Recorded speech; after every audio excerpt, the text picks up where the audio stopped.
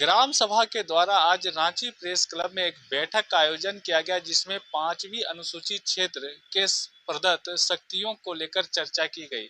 साथ ही साथ कहा गया कि जिस तरह से पेशा कानून झारखंड में लागू होने वाला है और जो पुराने तरीके से जो पेशा कानून जो हमको केंद्र सरकार के द्वारा से बना कर दिया गया था, वैसे उस कानून को अगर हूबहू लागू किया जाता है तो यहाँ पर कई ऐसे चुनाव है जो नहीं हो सकते और जिसको अवैध माना जाएगा।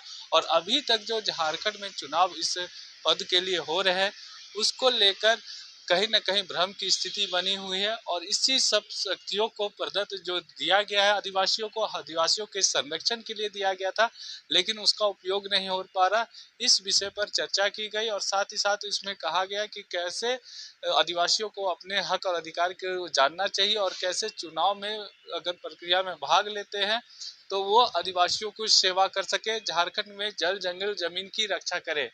मौके पर क्या कुछ जानकारी दी गई, आइए आपको सुनाते हैं।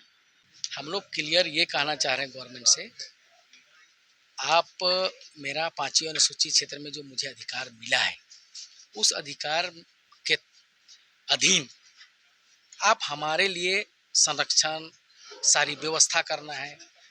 और अगर सारी चीज़ों को आप हमारे अतिक्रमण करिएगा तो हम लोग अब बर्दाश्त नहीं करेंगे। ये मेरा कहने का मतलब। अब आदिवासी समाज पूर्ण रूप से समझ चुकी है, हम लोग देख चुके हैं आपका रवैया, और हम लोग अपना जो बिरसा उलगुलान, बीर बुधू बाबा उलगुलान, तेलंगा खड़िया, जतरा टना भगत, जितना भी हमारे महापुरुषों ने उलगुलान किया है, उसी तरह हम लोगों ने फिर से उलगुलान का मुहिम चालू कर दी है। तो इसलिए हम सरकार से ये कहना चाहते हैं कि विशेषकर आप हमारे आदिवासी समाज के साथ हमारे जो अधिकार मिला है उसमें हम बात कर रहे हैं, इसलिए आप हमको दरकिनार नहीं कर सकते। आप मेरे लिए करना होगा, और नहीं करिएगा तो फिर मेरा राज्य जो है, अपना 5वीं अनुसूची राज्य जो आदिवासियों का राज्य है, उसको छोड़ करके आपको सामान्य राज्य को चलाना होगा, हमारा राज्य हमें देना होगा।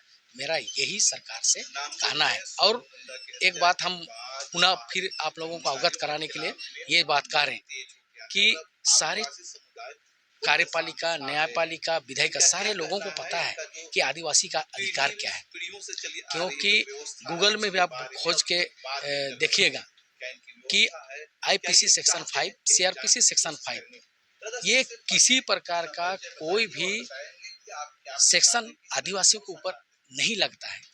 तो फिर ये लोग आदिवासी के साथ अनाप शनाप केस करके उनको जेल क्यों भेजते हैं? थाना हमारे पास खोले हुए हैं तो मेरा रक्षा के लिए खोले हैं, तो आदिवासी समाज के ऊपर अत्याचार शोषण क्यों कर रहे हैं? ब्लॉक अगर बनाए हैं तो मेरा विकास के लिए खोले हैं, मेरा सारा चीज़ को संरक्षित करने के लिए खोले हैं, तो फिर मेरा आदिवासी के ऊपर इतना जल जंगल ज़मीन कैसे लुटाते जा रहा है? सबसे मेन दिक्कत ये भी है कि अगर मेरे लिए आप विधानमंडल बनाए हैं तो विधानमंडल में आदिवासियों का पूर्ण रूप से आपको संरक्षित करना है, संरक्षण देना है, मेरा भाषा, संस्कृति सभी का। तो आप विधानसभा चला रहे हैं तो मेरा ख्याल नहीं रखिएगा, फिर मेरे ऊपर अत्याचार करिएगा, तो हम आपको कैसे बर्दाश्त करेंगे?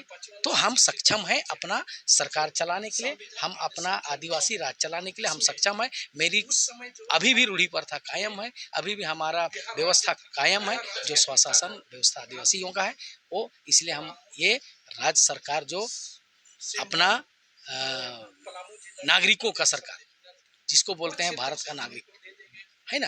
भारत का नागरिक मतलब समझने वाली बात है, इसमें समझने की जरूरत है। 5वीं अनुसूचित क्षेत्र एक राज्य है और भारत राज्य के संग होगा, भारत राज्य के संग होगा। तो इस भारत देश में हमारा अपना राज्य है, आदिवासी राज्य, तो उस राज्य को आप मिला कर रखे हैं। तो मेरा आपको संविधान आदेश ही नहीं दे रहा है कि आप आदिवासी के ऊपर अप्लीकेबल हो सकते हैं, तो फिर क्यों आप आदिवासी को अत्याचार शोषण करवा रहे हैं? आज जो आप लोग इतनी संख्या में आए हैं, बैठक किए हैं, क्या लगता है इसके आगे कहाँ तक आप रुकिएगा? अगर सरकार हमारी बातें को नहीं समझती है तो हम लोग अभी इस सरकार के खिलाफ, इस कार्यपालिका के खिलाफ, इस विधायिका के खिलाफ, इस न्यायपालिका के खिलाफ, सारे लोगों के विरोध में हम लोग एट्रोसिटी एक्ट के तहत संविधान को अवहेलना करने के जुर्म में देशद्रोह का केस करेंगे। हमारा ये मकसद है।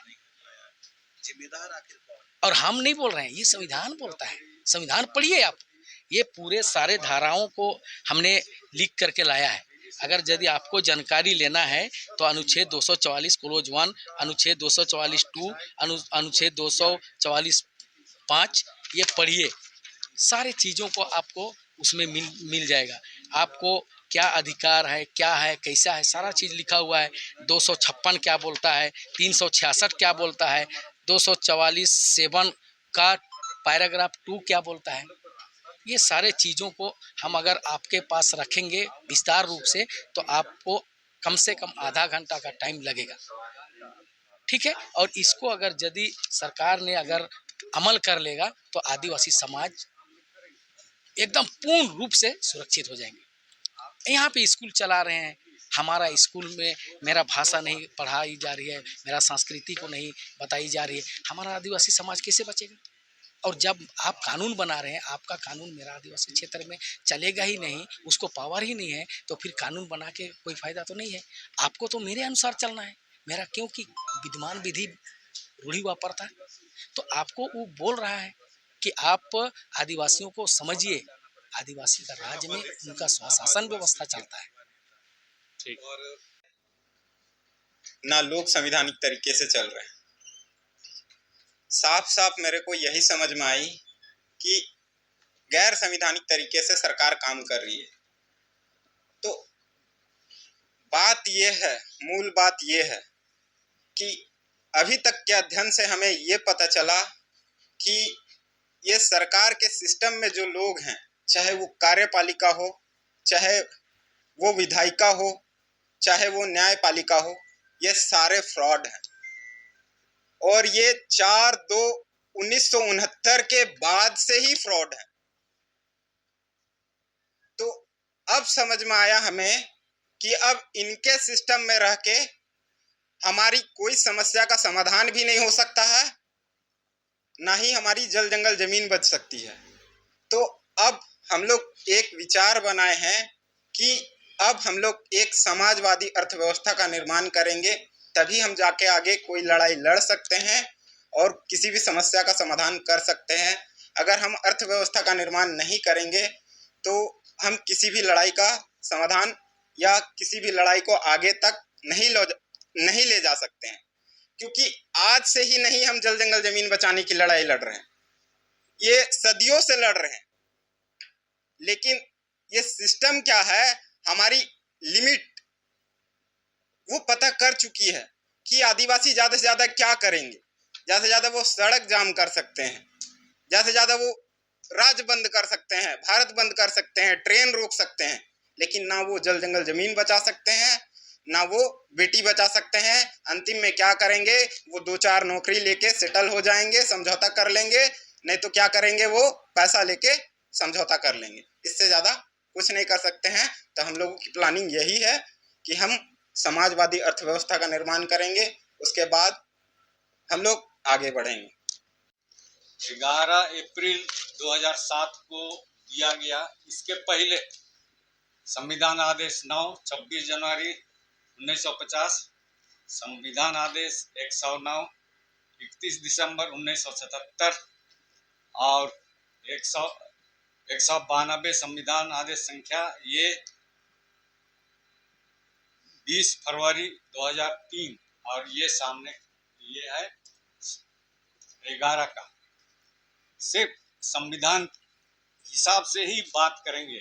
संविधान सामने रखा हुआ है और ये आदिवासियों का लास्ट सिटाडेल या फोर्ट बोलेंगे, ये रोहतासगढ़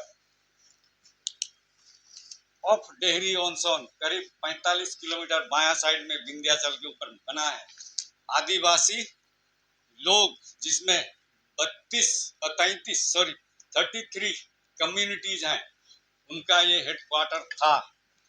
वो कभी किसी के गुलाम नहीं थे। वही क्रम 1833 में वीर बुद्धू भगत, उसके लीडरशिप में अंग्रेजों के समय में जो अधीनता स्वीकार नहीं किया गया, उसी के बेसिस में 1833 2 दिसंबर को बंगाल रेगुलेशन 13 गैजेट नोटिफिकेशन द्वारा आदिवासियों को जगह दिया गया और सुरक्षित, जिसको उस समय नॉन रेगुलेटेड, थोड़ा भारत शासन अधिनियम गवर्नमेंट ऑफ इंडिया एक्ट 1935 को देखेंगे तो उसमें भी नॉन रेगुलेटेड को एक्सक्लूडेड करके धारा 91 से फिर आदिवासी को excluded area and partially excluded area दिया गया।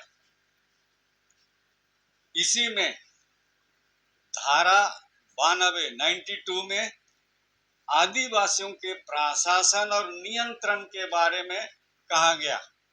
उसमें 2-3 लाइन केवल है, तो इसमें आदिवासी को अपने हिसाब से चलने के लिए इसमें दिया गया कि फेडरल लेजिस्लेचर और प्रोविंशियल लेजिस्लेचर का कोई बात उन पर अप्लाई नहीं होता है। ये इसी चीज यही को same to same 5th schedule article 244 का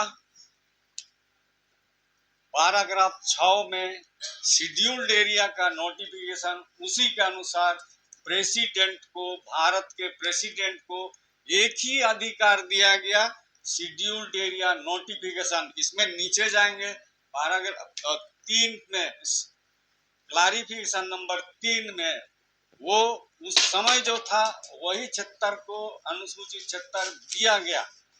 और 5वीं अनुसूची का पैराग्राफ 2 में प्रशासन और नियंत्रण subject to the provision of this schedule the executive power of the state extends to the scheduled area therein दिया। माने जो आदिवासी कहेगा वही।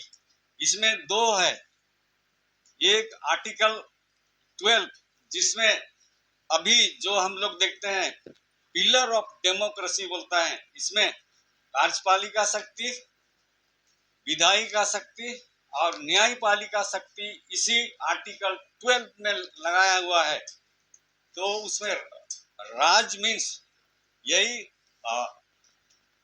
भारत की सरकार